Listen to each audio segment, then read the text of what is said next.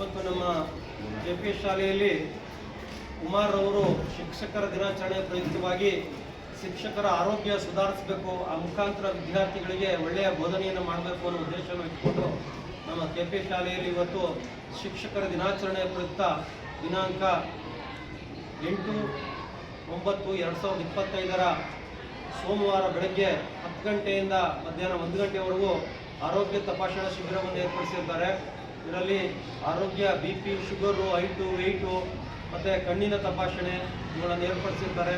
ಭಾಳ ತುಂಬ ಹೃದಯದ ಧನ್ಯವಾದಗಳು. ನನ್ನ ಹೆಸರು ಮಹೇಶ್ ಅಂತೇಳಿ, ನಾನಿಲ್ಲಿ ಉಪನ್ಯಾಸಕನಾಗಿ ಕರ್ತವ್ಯವನ್ನು ನಿರ್ವಹಿಸ್ತಾ ಇದ್ದೀನಿ. ನಮಸ್ಕಾರ.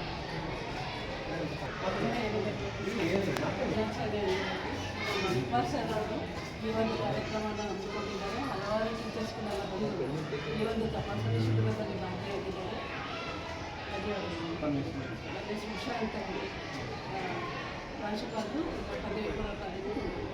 ಆಯಿತು, ನಮಸ್ಕಾರ. ಒಳ್ಳೆಯದಾಗಿದೆ.